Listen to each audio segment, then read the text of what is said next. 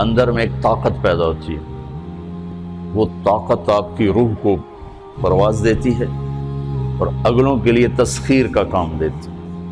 اور اگر آپ پھٹ گئے تو بم کے پھٹنے سے کیا ہوتا ہے؟ تباہی آتی ہے۔ جب آپ پھٹیں گے یا میں پھٹوں گا تو معاشرے میں تباہی آ جائے گی۔ تو اس کے لیے آپ دو چیزوں کا اہتمام فرمائیں۔ ایک، اپنی زبان کی حفاظت فرمائیں۔ آپ اس 400 کے معاشرے میں کوئی غیبت کرنے والا نہ ہو، کوئی جھوٹ بولنے والا نہ ہو، کوئی کسی کو طنز کرنے والا نہ ہو، تانا دینے والا نہ ہو۔ ایسی بات جو کسی کے دل پہ جا کے چوٹ مارے، اس سے آپ اپنی زبان کو صاف کر لیں۔ کبھی اس پہ قابو پا سکیں گے، کبھی نہیں، کبھی رہ جائے گا، کبھی ہو جائے گا۔ تو جب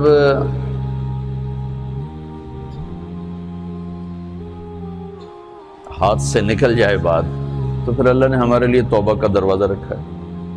2 نفل پڑھو، اللہ سے معافی مانگو، جس پر زیادتی اس سے جا کے معافی مانگو، اس سے آپ کی مزاج میں ٹھہراؤ آ جائے گا۔ تو میں آپ سب سے یہ گزارش کرتا ہوں کہ اس معاشرے میں آپ اپنی زبان پہ قابو پانا سیکھیں۔ برائے میرا بہت فائدہ ہوگا۔ ایک زندگی گزری ہے، شام قریب ہے، تو پوری زندگی کے تجارب نچوڑ بھی اس میں شامل ہیں، اور تجارب نچوڑ کو گولی مارو اور دیوار پہ ڈال دو۔ میرے نبی کا فرمان اس کے لیے کافی ہے کہ آپ نے فرمایا کہ 2 چیزوں کی ضمانت دے دو، میں جنت کی ضمانت دیتا ہوں۔ ایک تمہارے جو 2 جبڑوں کے درمیان ہے، ایک تمہاری 2 ٹانگوں کے درمیان ہے، اسے پاک کر لو، میں جنت کا ضامن بن جاتا ہوں۔ اور معاذ بن جبل سے فرمایا کہ تمہیں پورے دین کا نچوڑ بتاؤں؟ کہ جی کیا؟ تو آپ نے اس حدیث کو میں نے پتہ نہیں ہزاروں لاکھوں دفعہ بیان کر دیا ہے، اور ہر دفعہ بیان کیا ہے کہ اچھا یہ ایسے کر کے کیوں فرمایا؟ یہ پہلے کیا، پھر کہا کف ھذا، اور کہا کس کو ہے؟ جن کے بارے میں آتا ہے کہ اس امت کے علماء کا جھنڈا قیامت کے دن معاذ بن جبل کے ہاتھ میں ہوگا۔ اتنے بڑے آدمی۔ تو 18 ہجری میں انتقال ہوا، 1434 ہجری میں اردن گیا تو ان کی قبر سے خوشبو آ رہی تھی۔ 1400 سال گزر گئے، ان کی قبر سے خوشبو کا آنا بند نہیں ہوا۔ اتنے بڑے آدمی کو کیسے سمجھایا؟ بچے کی طرح۔ معاذ اس زبان کے قابو۔ تو آپ سب کو، اپنے آپ کو بھی کہتے ہیں،